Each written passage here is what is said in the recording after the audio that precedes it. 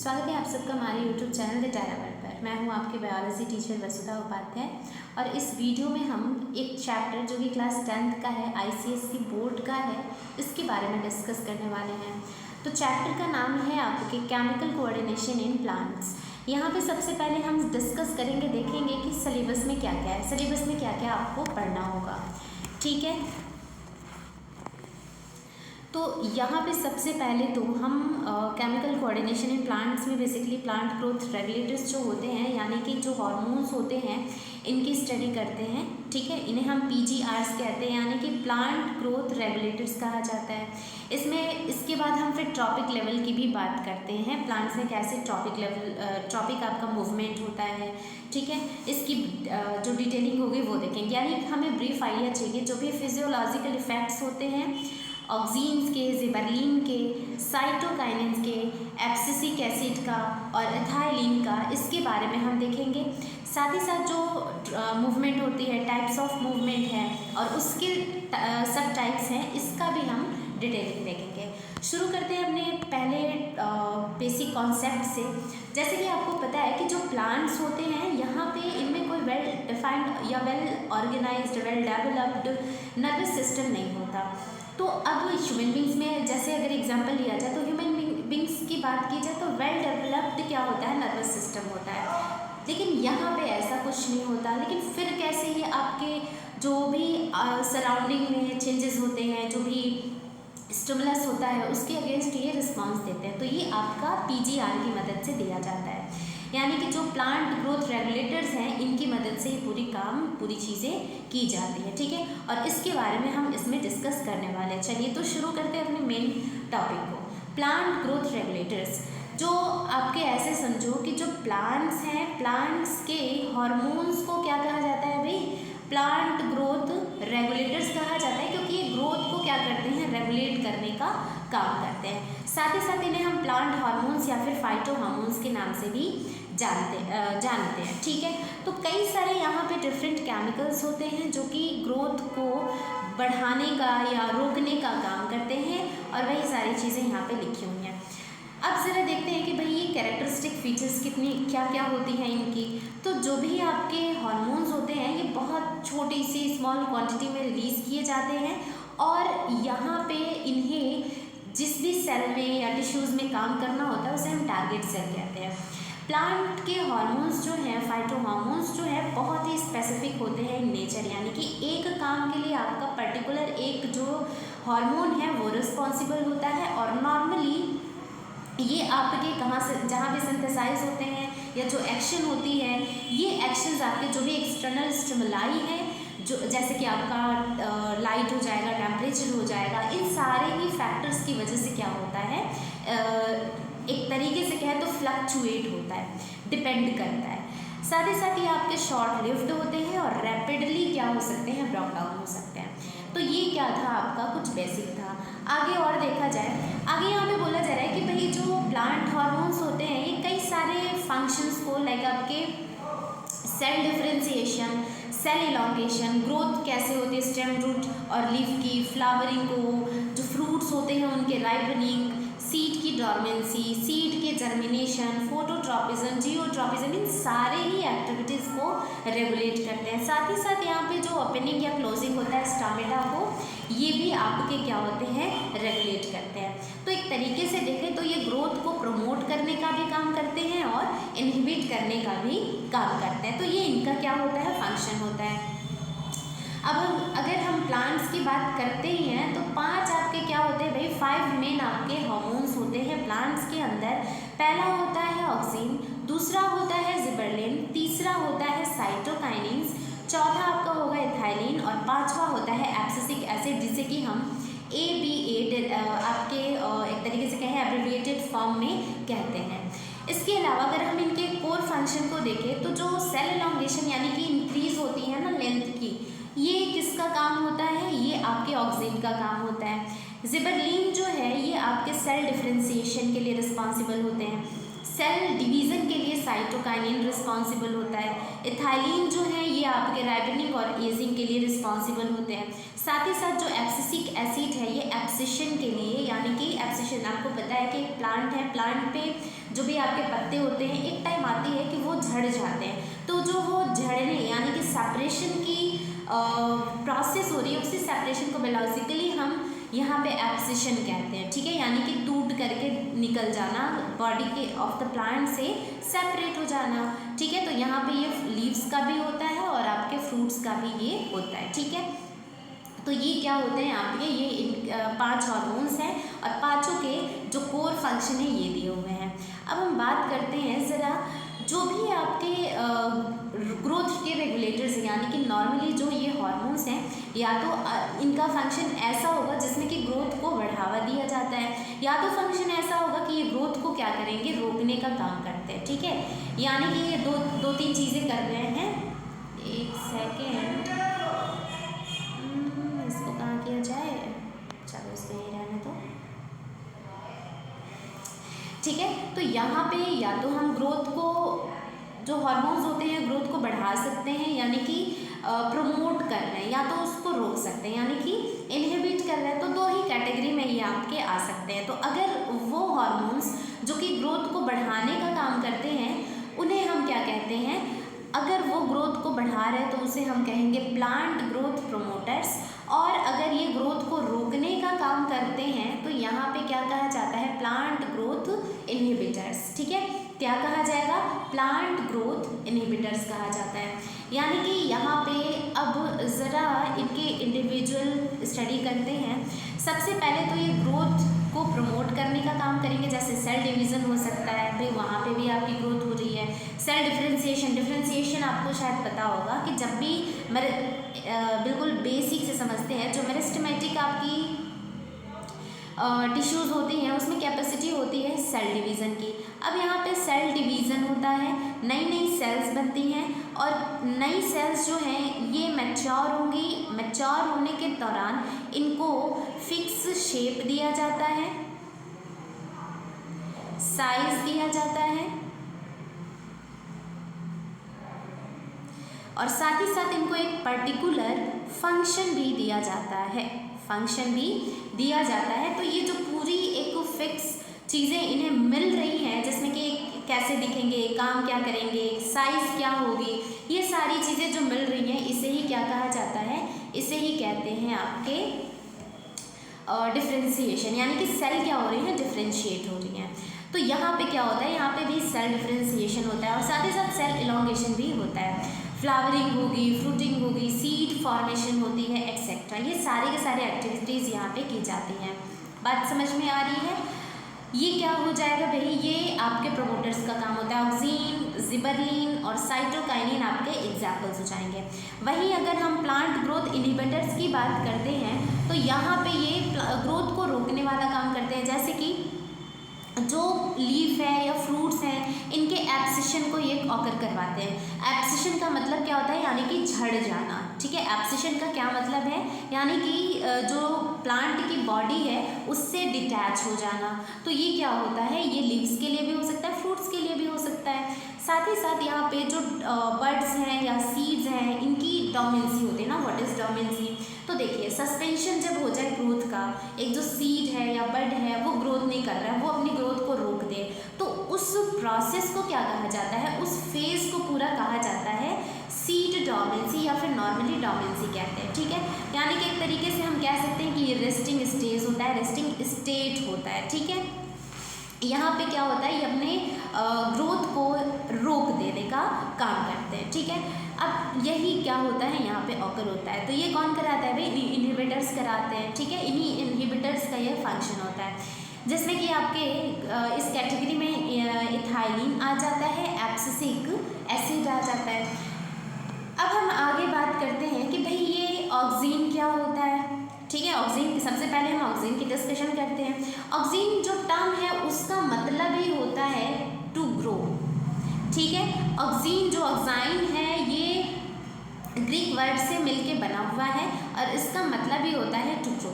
यानी कि ऑक्सीन जो है सबसे बेस्ट अगर तरीके से डिस्क्राइब करना हो तो मैं कहूँगी कि ये ग्रोथ हार्मोन होता है। क्यों? क्योंकि ये ग्रोथ को ऑकर करवा रहे हैं, ठीक है, यानी कि ये आपके साइज को या कहा जा सकता है कि हाइट ऑफ द प्लांट को बढ़ाने का काम करते हैं। कैसे?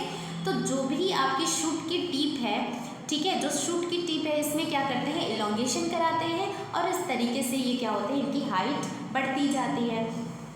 बात समझ में आ रही है? अब एक टर्म आता है आपका एपिकल डोमिनेंस। एपिकल डोमिनेंस क्या होता है?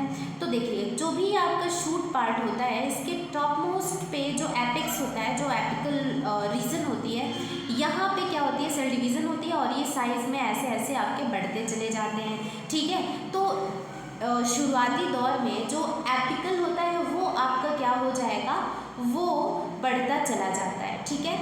ये क्या होगा, चलिए ठीक है, तो ये आपका क्या होता है, बढ़ता चला जाता है। बात समझ में आ रही है? ये आपका एपिकल जो अपना डोमिनेंस दिखा रहा है ना कि सिर्फ मैं ही बढ़ूंगा, मेरे अलावा तो यहाँ पे कोई भी ग्रोथ नहीं कराएगा, तो ये जो डोमिनेंस होती है इसे ही कहा जाता है एपिकल डोमिनेंस, ठीक है। तो ये ऑक्सीन की वजह से ही एपिकल डोमिनेंस होता है, यानी कि ये प्रमोट करते हैं एपिकल या टर्मिनल बड के ग्रोथ को। अब बड जानते हो ना कि शुरू में जो ये आपकी, एक सेकेंड,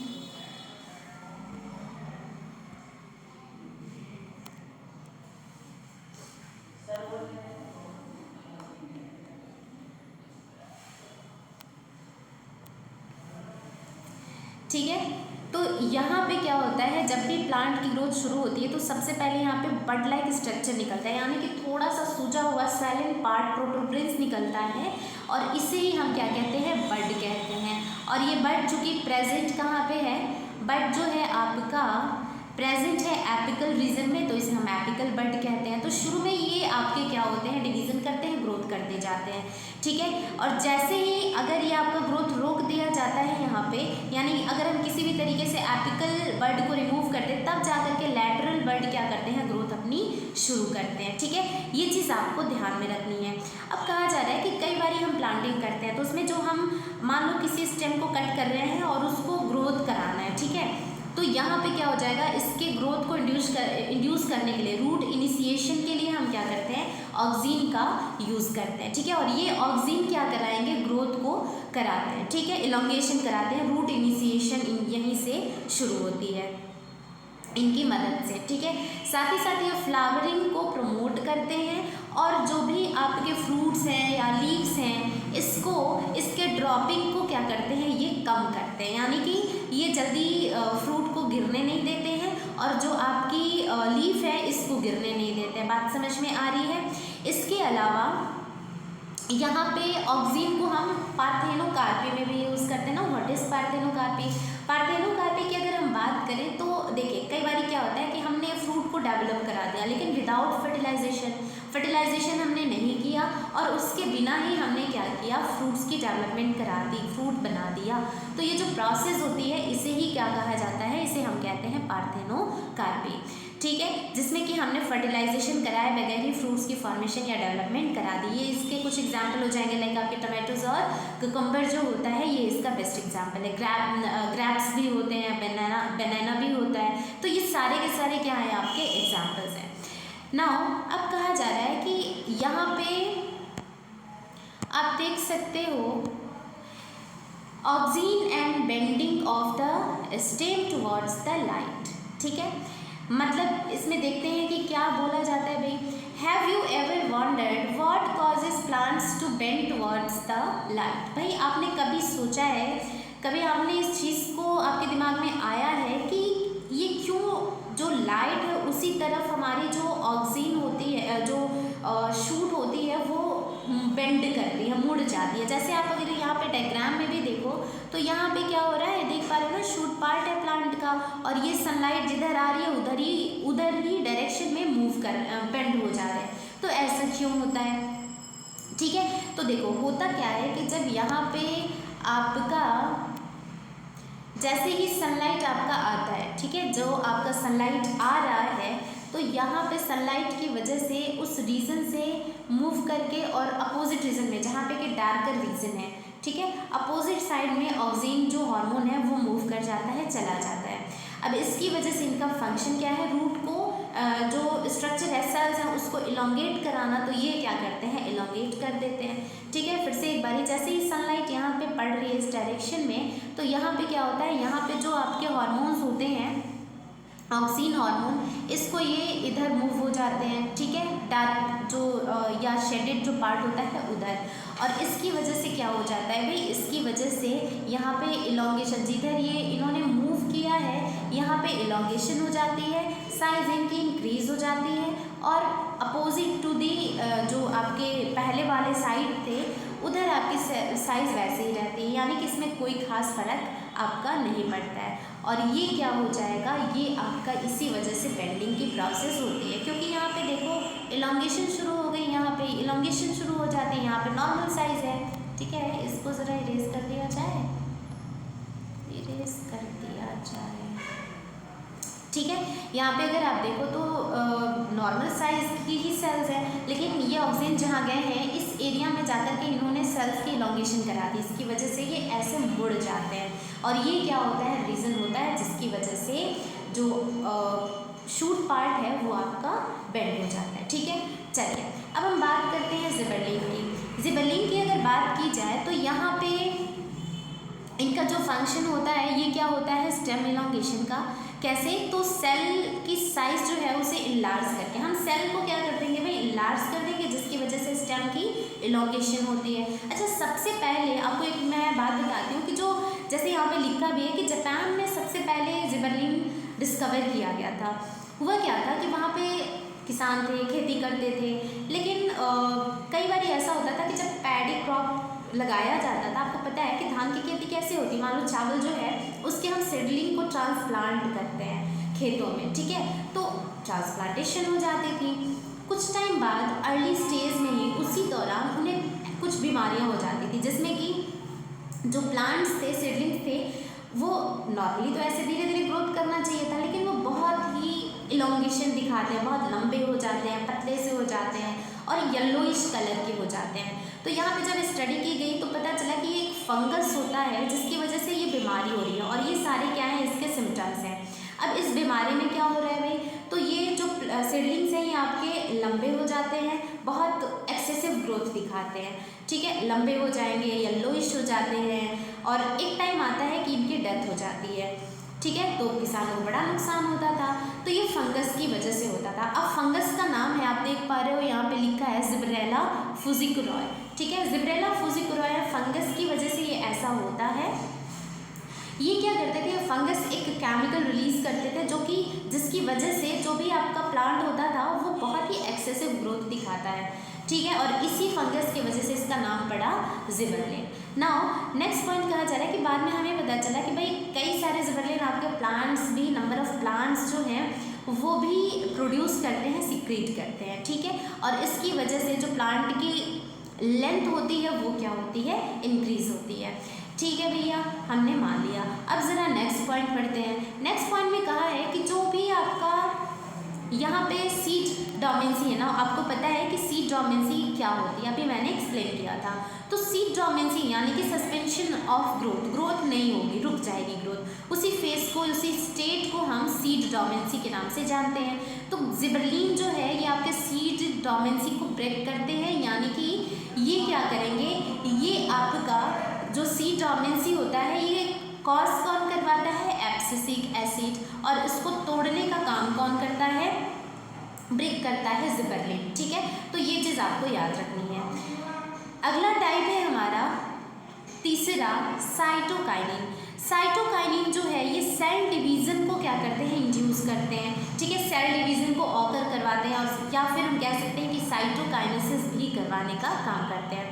अब वो सारे प्लांट के बॉडी के पार्ट्स जहाँ पे कि सेल डिवीज़न होने वाली रीजन्स होती हैं, उन पार्ट्स में, उन रीजन्स में आपके साइटोकाइनिन्स जो होते हैं वो पाए जाते हैं। ठीक है, यानी कि ये क्या होते हैं भाई, आपके सेल डिवीज़न कॉज कराते हैं, और मोस्ट ऑफ द जो टाइम में साइटोकाइनिन होता है ये हमेशा नहीं, most of the time oxygen के प्रेजेंस में फंक्शन करता है, कभी कभी ये जिबरलिन के साथ भी फंक्शन कर लेता है, ठीक है। और बेसिकली ये आपका सेल डिवीज़न को स्टिमुलेट करवाएगा और इस वजह से यहाँ पे क्या होती है, सेल डिफरेंशिएशन भी होती है। नाउ यू नो कि व्हाट इज सेल डिफरेंशिएशन, अभी मैंने एक्सप्लेन किया था। अगला पॉइंट कहा जा रहा है कि यहाँ पे कुछ ऐसे जो भी सेल्स रीजन्स होते हैं जहाँ पे डिवीज़न होती है, सेल डिवीज़न होती है, वहाँ पे ये प्रेजेंट होते हैं। लाइक आपके रूट टिप पे जो शूट डेवलपिंग शूट बर्ड्स होते हैं वहाँ पे, यंग फ्रूट्स में, सीड्स में, एम्ब्रियोज में, वहाँ पे ये क्या होते हैं, साइटोकाइनेंस प्रेजेंट होते हैं। इसके अलावा यहाँ पे जो एपिकल डोमिनेंस होता है, एपिकल डोमिनेंस कॉज किसकी वजह से होता है, ऑक्सीन की वजह से, और इसको रोकने का काम कौन करता है भाई, रिड्यूस कौन करता है, तो ये आपका किया जाता है साइटोकाइनिन के द्वारा, ठीक है। इसके अलावा जैसे ही ये आपका रिड्यूस किया जाता है तो लेटरल बर्ड्स भी अब धीरे धीरे ग्रोथ करना शुरू कर देते हैं। आगे बढ़ा जाए, आगे यहाँ पे कहा जा रहा है कि जो लीफ की एजिंग होती है इसको डिले करवाने का काम, एक तरीके से धीरे करवाने का काम, रोकने का काम कौन कर रहा है, तो साइटोकाइनिन कर रहा है, ठीक है। इसके अलावा कई सारे प्लांट्स के या जो क्रॉप्स होते हैं उनके हार्वेस्टिंग में हम साइटोकाइनिन का यूज़ करते हैं, जैसे कि आपका कैबेज हो जाएगा, लेट्यूस हो जाएगा, सैलरी हो जाएगा, ये सारे के सारे जो इनकी हार्वेस्टिंग होती है उसमें हम क्या करते हैं, साइटोकाइनिन को यूज़ करेंगे। अगला है हमारा इथाइलिन।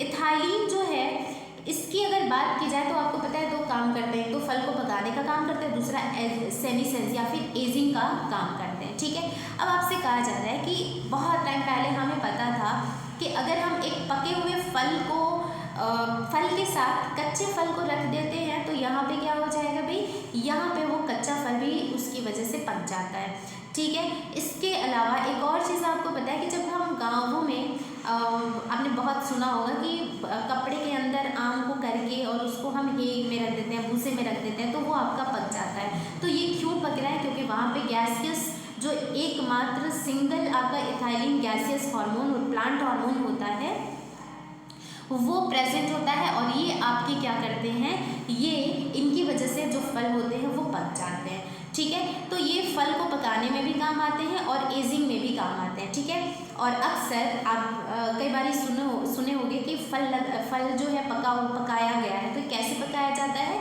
ये इसी इथाइलिन की बात की जाती है, यानी जो इंजेक्शन दिया जाता है मोस्टली आपका ये यूज़ किया जाता है। इसके अलावा जो एब्सिसिक एसिड है ये भी क्या करते हैं, एब्सिसिक एसिड भी आपके एब्सिशन का काम करते हैं, ठीक है, और ये भी आपका एजिंग का काम करता है। तो ये क्या था आपका इथाइलिन। अगला है हमारा एब्सिसिक एसिड। एब्सिसिक एसिड जो होते हैं ये आपके ग्रोथ इनहिबिटर कहे जाते हैं, क्यों, क्योंकि ग्रोथ को रोकने वाला काम करते हैं।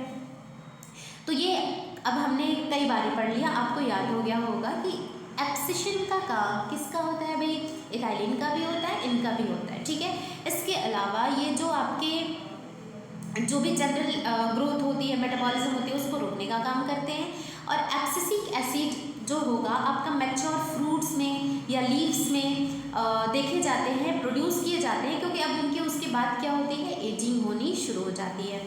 इसके अलावा यहाँ पे लीव्स और फ्रूट्स में ये क्या करेंगे, एब्सिशन कॉज कराते हैं। सीड जो जर्मिनेशन है इसको रोकने का काम करते हैं, सीड डोमेंसी क्या करते हैं, कॉज कराते हैं। इसके अलावा जब भी कई बार आपने देखा होगा कि जब भी सूखा पड़ता है, ठीक है, तो उस ड्राउट कंडीशन में, सूखे के कंडीशन में जहाँ पानी की कमी है, तो जो आपकी लीफ होती है, लीफ में आपके स्टोमेटास प्रेजेंट होते हैं। इन स्टोमेटास की अगर बात की जाए तो यहाँ पे क्या होता है, स्टोमेटा जो है यहाँ पे ये गार्डेड होते हैं बाय गार्ड सेल्स, ठीक है। तो जो ये गार्ड सेल्स हैं ये यहाँ पे बंद ही रहेंगे, क्यों, क्योंकि पानी की कमी है। और ये क्यों होता है, क्योंकि यहाँ पे ये एब्सिसिक एसिड करवाता है, और चूंकि यहाँ पे स्ट्रेस के दौरान ये प्रेजेंट है तो इसे हम स्ट्रेस हार्मोन भी कहते हैं, ठीक है। चलिए, अब वही सारी चीज़ आपकी यहाँ पे टेबुलर के फॉर्म में दी हुई है, ठीक है। इसे एक बार ही पढ़ना, जहाँ भी आपको समझ नहीं आता कमेंट सेक्शन में पूछना, वहाँ पे आपको मैं आंसर करूँगी, ठीक है। वैसे वही सारी चीज़ें यहाँ पे बिल्कुल शॉर्ट लिस्टेड फॉर्म में प्रेजेंट है। अगली टॉपिक है हमारी मूवमेंट। प्लांट क्या लगता है कि मूवमेंट दिखाता है, बिल्कुल दिखाता है, लेकिन व्हाट अबाउट लोकोमोशन, क्या प्लांट्स लोकोमोशन दिखाते हैं? बात करते हैं उसकी। सबसे पहले उसके लिए जानना होगा कि भाई लोकोमोशन क्या होता है। लोकोमोशन क्या होता है, देखो अगर हम ह्यूमन बींग का एग्जाम्पल लेते हैं तो ह्यूमन बींग्स क्या करते हैं, एक जगह से दूसरे जगह पे मूव करके चलते हैं, ठीक है। या चलना जो होता है ना, तो ये एक जगह से दूसरे जगह अपनी क्या कर रहे हैं, जगह बदलते हैं ना, तो उसे क्या कहते हैं, लोकोमोशन। यानी कि मूवमेंट हो रही है जिसमें कि जगह बदल रही है, वो होता है आपका लोकोमोशन। लेकिन प्लांट्स तो लोकोमोशन नहीं दिखा सकते क्योंकि उन्हें वन प्लेस से दूसरे प्लेस पे जाना पड़ेगा, ठीक है। यानी कि plant do not show locomotion as they are rooted to one place, एक ही प्लेस पे वो रूटेड है। However plants do not show movement in response to external plant do not show locomotion, ठीक है। Instead they show only movements. अब movement जो होता है आपका एक्सटर्नल स्टिमुलाई के रिस्पॉन्स में किया जाता है, ठीक है। साथ ही साथ कुछ आपके जो ग्रोथ आपके मूवमेंट्स हो जाएंगे वो भी दिखाए जाते हैं, ठीक है। जैसे कि आपका बेंडिंग हो जाएगा, ट्विस्टिंग, कॉइलिंग, इलॉन्गेशन, ये सारी चीज़ें यहाँ पे की जाती हैं। तो ये भी आपका मूवमेंट हो गया। ये मूवमेंट जो होगा ये स्लो होता है और लगभग अगर हम एक कंप्लीट मूवमेंट की बात करते हैं तो यहाँ पे एक दिन या फिर 1 घंटा तक आपका लग जाता है, ठीक है।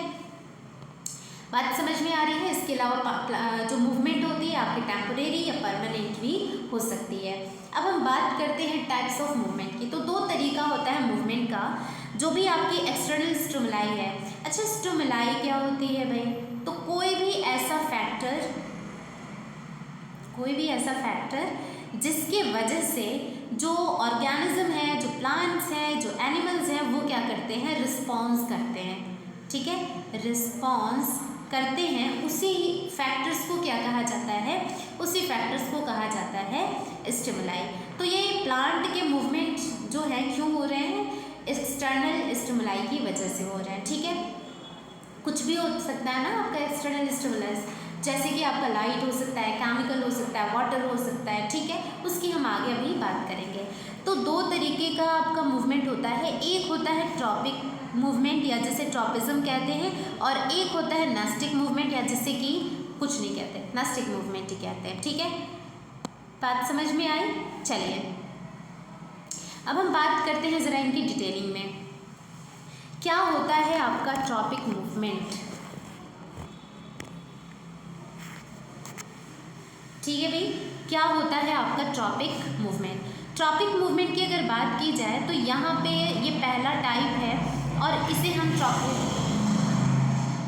ट्रॉपिज्म भी कहते हैं। मूवमेंट अगर एक स्पेसिफिक डायरेक्शन में होगी, ठीक है। जैसे मान लीजिए इधर से सनलाइट आपकी आ रही है, तो या मैं प्लांट हूँ तो या तो मैं इसके टुवर्ड्स मूवमेंट दिखाऊंगी या फिर इसके अपोजिट डायरेक्शन में मूवमेंट दिखाऊंगी, यानी इसके ओर मूव करूंगी या तो इससे मैं अवे मूव करूंगी। तो ये क्या होता है, ये आपका ट्रॉपिक मूवमेंट होता है। अब अगर कोई एक्सटर्नल स्टिमुलस है, जैसे ये सनलाइट है, इसके मैं टुवर्ड्स मूवमेंट कर रही हूँ, ठीक है, टुवर्ड्स जा रही हूँ, तो ये मैं उसकी ओर जा रही हूँ ना, तो पॉजिटिव होगा। लेकिन अगर इससे मैं दूर जा रही हूँ तो ये क्या होता है, ये आपका नेगेटिव होता है, ठीक है। अच्छा, ये वही चीज़ यहाँ पे लिखी है, टुवर्ड्स एंड अवे। कई आपके टाइप्स हो जाएंगे, सब टाइप्स हो जाएंगे इससे, जैसे कि लाइट के रिस्पांस में मूवमेंट जो होती है फोटोट्रॉपिज्म, ग्रेविटी के रिस्पांस में जो मूवमेंट होती है जियोट्रॉपिज्म, वाटर के रिस्पांस में जो होगा हाइड्रोट्रॉपिज्म, कांटेक्ट की वजह से जो हो रहा है थिग्मोट्रॉपिज्म, और केमिकल्स की वजह से जो हो रहा है वो कीमोट्रॉपिज्म आपका कहा जाता है।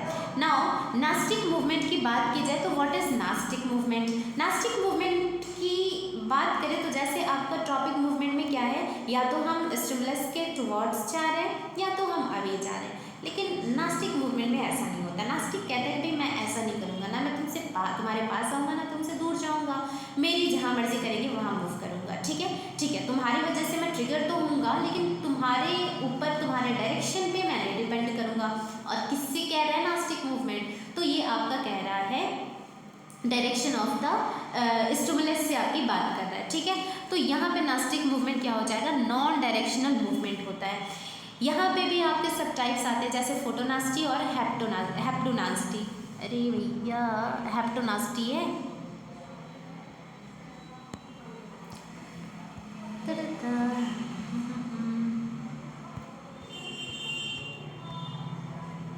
ठीक है। तो यहाँ पे ये क्या हो जाएंगे, हेप्टोनास्टी मूवमेंट हो जाएंगे। तो यहाँ पे सब टाइप आ जाएगा।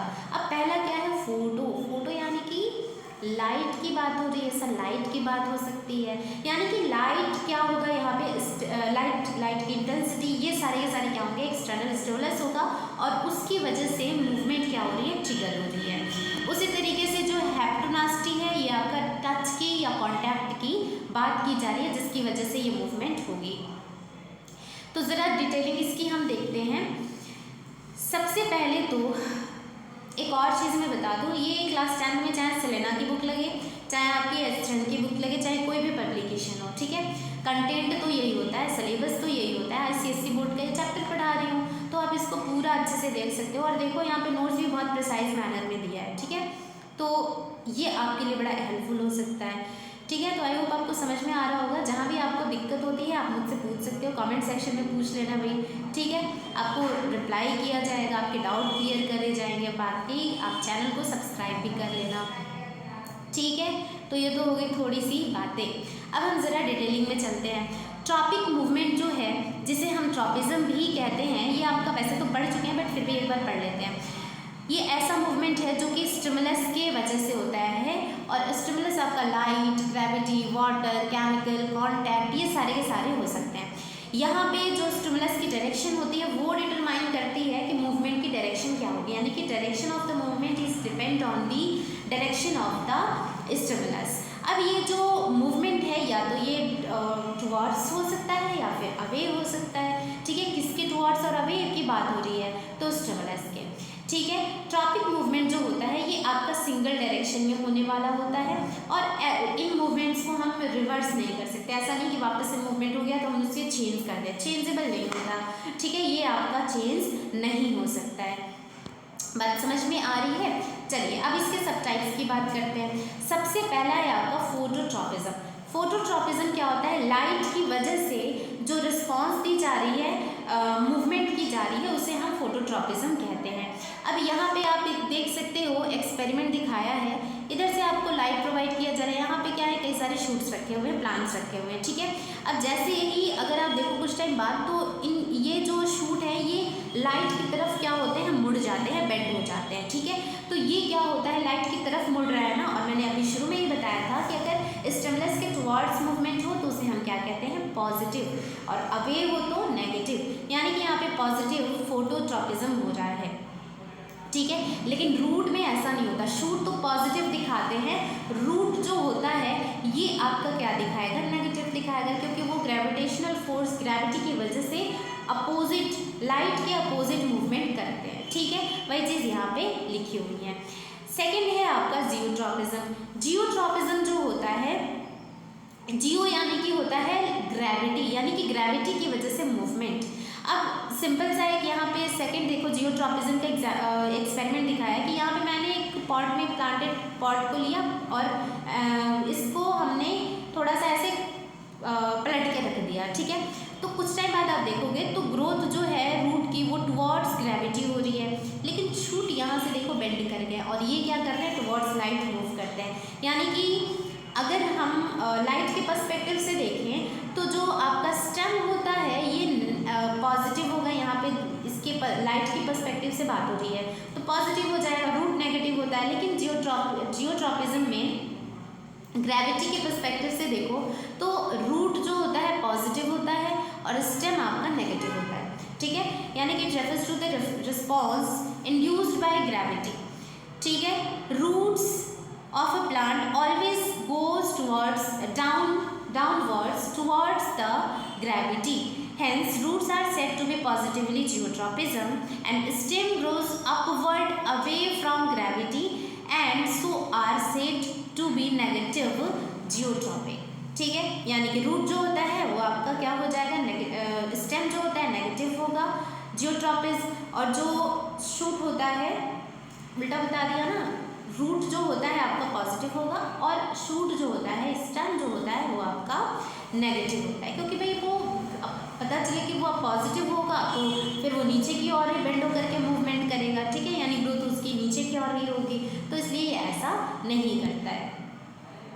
अब हम बात करते हैं तीसरा, हाइड्रोट्रॉपिज्म। हाइड्रोट्रॉपिज्म की अगर बात की जाए तो याद रखना कि जहाँ भी वाटर कंटेंट मिलती है प्लांट्स को, तो उनका जो रूट होता है वो उसी डायरेक्शन में मूवमेंट शो करने लगते हैं, क्योंकि इनके ग्रोथ और डेवलपमेंट के लिए भी वाटर तो चाहिए, हर एक फंक्शनिंग के लिए वाटर चाहिए।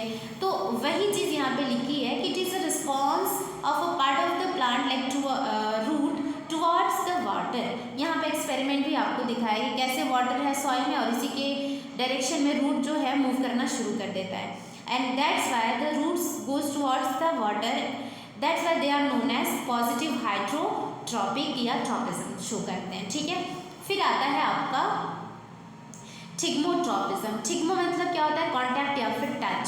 तो टच की वजह से या कॉन्टैक्ट की वजह से जो मूवमेंट होती है उसे क्या कहा जाएगा, थिग्मोट्रॉपिज्म। ठीक है, जैसे मान लो कि यहाँ पे भी इसके लिए एक एक्सपेरिमेंट दिखाया है कि यहाँ पे पी प्लांट है, इसमें आपके ये जो कॉइलिंग लाइक स्ट्रक्चर है ये क्या होता है, लीफ टेंड्रिल्स होते हैं। तो यहाँ पे जब सपोर्ट के लिए हमने बैम्बू स्टिक रख दिया ताकि उस पर क्या हो, कॉइलिंग होकर के अपनी सपोर्ट के तौर पे यूज़ करके ग्रोथ करें। तो यहाँ पे देखा गया कि जो भी यहाँ पे सपोर्ट के लिए बैम्बू दिया था उसके अराउंड ऐसे क्या होते हैं, ग्रोथ शो करने लगते हैं, और ये क्या हो रहा है, टच या कॉन्टैक्ट की वजह से हो रहा है ना, तो ये पॉजिटिव थिग्मोट्रॉपिक हुए।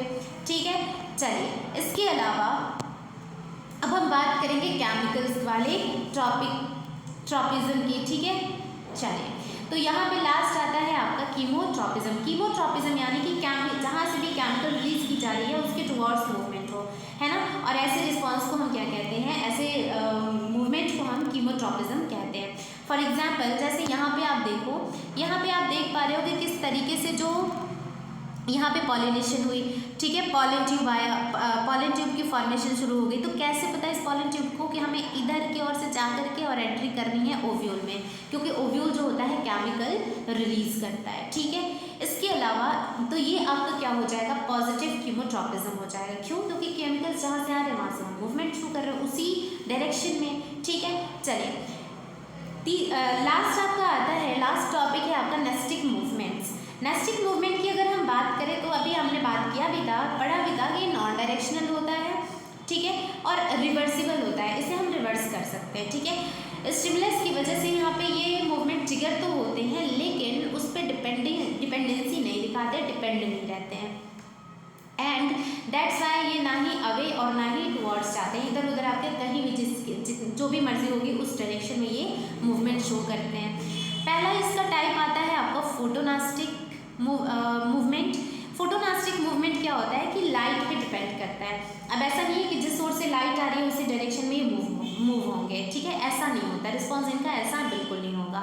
अगर लाइट की प्रेजेंस है तो उस दौरान ये क्या होंगे, मूवमेंट शो करेंगे। लाइट की प्रेजेंस नहीं है, एब्सेंस में क्या करेंगे, ये बंद हो जाते हैं। फॉर एग्जाम्पल यहाँ पे देख पा रहे हो कि ये डे टाइम में एक लीफ है जो कि इसके पेटल्स खुले हुए हैं, लेकिन जैसे ही रात होती है, नाइट होती है, इनकी लीव्स जो होती है, पेटल्स की बात नहीं हो रही है, लीफ की सिर्फ बात हो रही है, तो लीफ बिल्कुल क्लोज से हो जाते हैं। ठीक है, तो ये जो लीफ की मूवमेंट हो रही है ये क्यों हो रही है, ड्यू टू द प्रेजेंस और एब्सेंस ऑफ द लाइट। और ये आपका फ्लावर्स की वजह पे भी होता है, लीव्स भी दिखाते हैं। ठीक है, ये चीज़ आपको याद रखनी है। तो फ्लावर्स में क्या हो जाएगा, पेटल्स आपके बंद होंगे, खुलेंगे, यहाँ पे आपकी लीफ की बात की गई है।